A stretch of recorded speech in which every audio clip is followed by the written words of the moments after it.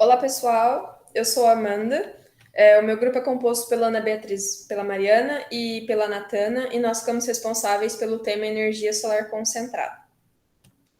A energia solar que nós conhecemos, ela é considerada limpa, né, porque não produz resíduos poluentes e gases do efeito estufa, e também porque ela é gerada por um processo natural que se repõe constantemente, que necessita apenas da emissão de raios solares para existir.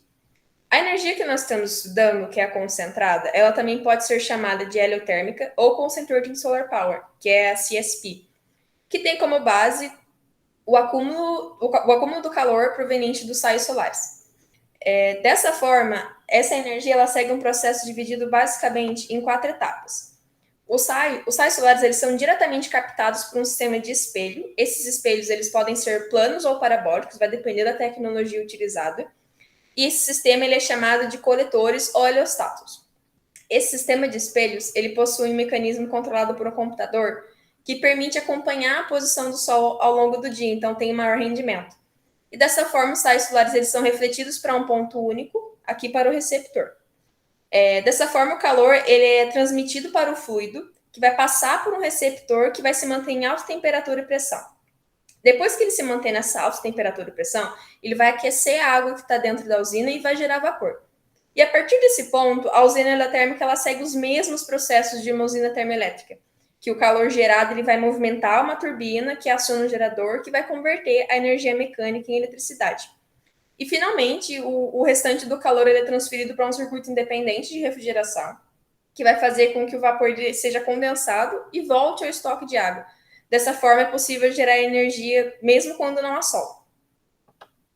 Dando um breve histórico sobre essa tecnologia, a primeira evidência que a gente tem disso é em 212 a.C., que o Dr. Yannis Sakas ele alinhou cerca de 60 marinheiros gregos, cada um segurando um espelho oblongo, que é um formato meio oval, que a ponto estava capturando os raios solares e direcionou para um navio, que estava a 49 metros de distância aproximadamente. E em poucos minutos esse navio pegou fogo. E a próxima evidência que a gente tem foi em 1968, que foi projetada a primeira usina solar de energia solar concentrada, desculpa. Essa usina ela tinha a arquitetura das atuais usinas, né, com um receptor solar no centro de um campo de coletores solares. Ela era capaz de produzir 1 miliwatt com vapor superaquecido a 100 bar e 500 graus Celsius. E em seguida, a gente teve também a Solar One, que foi desenvolvida na Califórnia, que se transformou em Solar Twin em 1995. E lá foi onde teve a primeira evidência do uso da mistura de sal fundido. Lá foi usado 60% de nitrato de sódio e 40% de nitrato de potássio. E foi quando realmente essa parte do sal fundido provou ser eficaz. Em seguida, a gente teve também o Sistema Gerador de Energia Solar, que é o SEGS, que até 2014 foi a maior usina solar do mundo. E depois disso, a Espanha assumiu o controle das grandes usinas solares concentradas. Bom, pessoal, meu nome é Mariana e eu vou começar aqui falando sobre o status atual dessa tecnologia, que é o uso da energia solar concentrada, também conhecida como energia heliotérmica. E qual que é o nosso status atual no mundo? A capacidade instalada dessas plantas ela ainda é muito pequena e ela é concentrada em um pequeno grupo de países. Aqui eu coloquei para vocês uma imagem de uma pesquisa feita pelo World Bank em 2020 e pelo Solar Paces em 2020 também. E essa pesquisa diz que há cerca de 9,3 gigawatts de projetos heliotérmicos no mundo, e apenas cerca de 6 gigawatts encontram-se em operação. E os países específicos eu coloquei aqui na legendinha para vocês. Pode passar. E como que está a evolução dessa tecnologia? Essa figura aqui, ela mostra como que foi a evolução, né, da tecnologia por país e o seu respectivo custo nivelado entre 2010 e 2019. E até 2013, os projetos eles concentravam-se na Espanha e nos Estados Unidos. Entre 2012 e 2015, novos projetos na Índia surgiram e posteriormente, em 2015, surgiram em Marrocos e na África do Sul. E foi a partir de 2018 que a China acelerou seus investimentos em heliotermia. E aí ela desenvolveu 7 novas plantas com custos nivelados abaixo dos demais, principalmente porque há uma concentração de indústrias de componentes nesse país, o que facilita bastante para eles. Pode passar. E agora eu vou destacar aqui para vocês as tentativas de implantação dessa tecnologia no Brasil. A ANEEL, ela desenvolveu um projeto estratégico que tinha como objetivo abranger, né, essa tecnologia aqui no nosso país. Ao todo, foram selecionados 5 projetos para participar do programa. E todos eles previam a instalação, né, de projetos de plantas heliotérmicas. Essa tabela aqui, está mostrando para vocês, ela está mostrando os proponentes, a localização da implantação, qual o tipo de tecnologia que deverá ser implantada e também a sua capacidade dos projetos, todos esses que foram selecionados. Só que, apesar de alguns dos projetos eles já se encontrarem no estágio final, nenhum ainda conseguiu finalizar a instalação das plantas. E o que está mais avançado até então é o CESP. E aqui, só para concluir, né, para vocês com um comentário, dizer que essa indústria de componentes ela se encontra praticamente restrita à China, e essa tecnologia ela vem lentamente aumentando o seu espaço. E é preciso uma certa persistência, né, para manter as pesquisas até ela se mostrar madura. Pode passar. Oi, gente, eu sou a Ana Beatriz e eu vou falar sobre as vantagens e desvantagens da energia heliotérmica.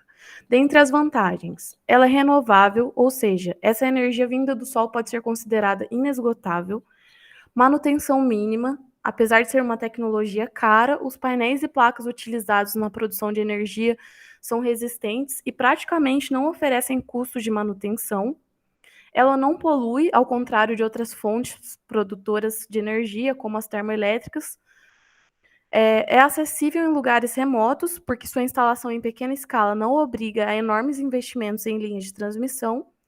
E tem a geração de calor de processo para o uso industrial, que oferecem vantagens na substituição de combustíveis fósseis.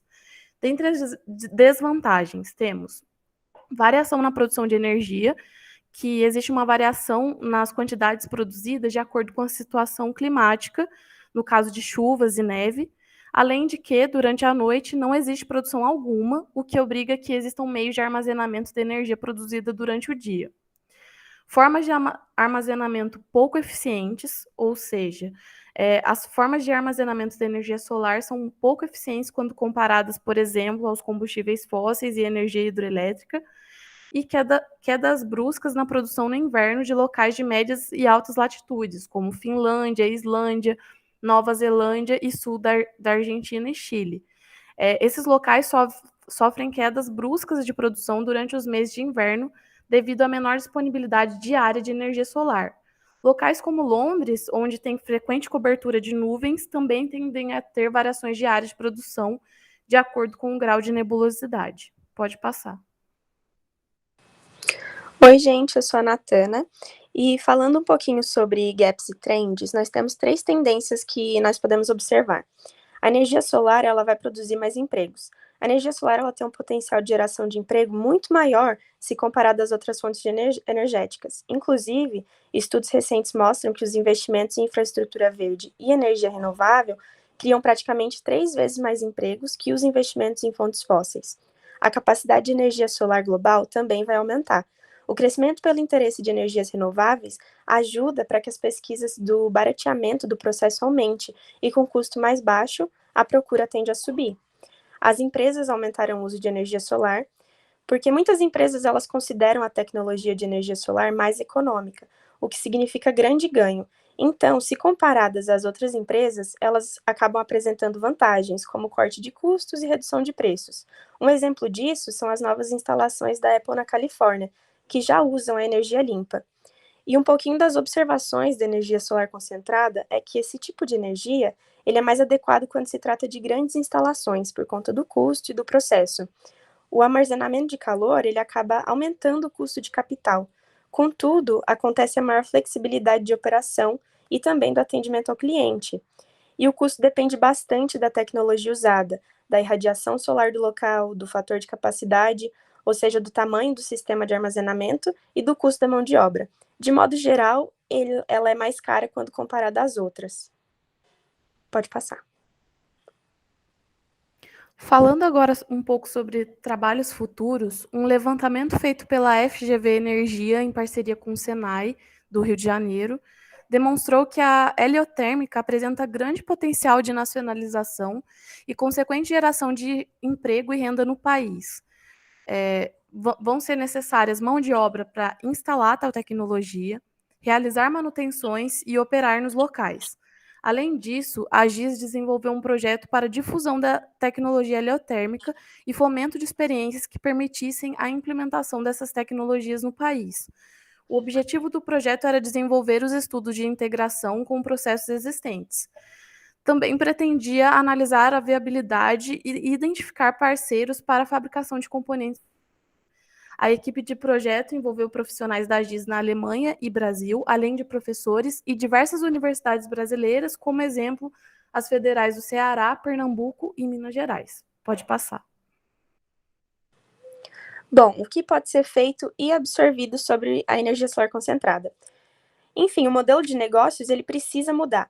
Por exemplo, em países já desenvolvidos, em que eles são donos dos próprios geradores de energia renovável, já que é a fonte de energia que mais cresce, e isso acaba reduzindo os custos dos equipamentos. A energia solar ela veio para ficar, a energia ela é limpa e em alguns anos será uma das mais baratas disponíveis, e o tempo de competitividade técnica e econômica vai variar bastante com a curva de aprendizado. Então, isso vai acontecer de acordo com o investimento em pesquisa. De modo geral, o avanço desta tecnologia vai depender bastante das políticas de incentivo nos próximos anos. Pode passar. As nossas considerações, a gente tem que a energia solar concentrada, ela ainda é muito desafiadora, principalmente por conta do custo que envolve todo o processo, desde a tecnologia utilizada até a mão de obra. A gente sabe também que muitos países estão procurando por pesquisas que possibilitem o barateamento do processo e que aumentem sua produtividade. Contudo, essa tecnologia ela veio para ficar e ela continua em constante evolução. Pode passar? Essas são as nossas referências e agradecemos pela atenção de todos.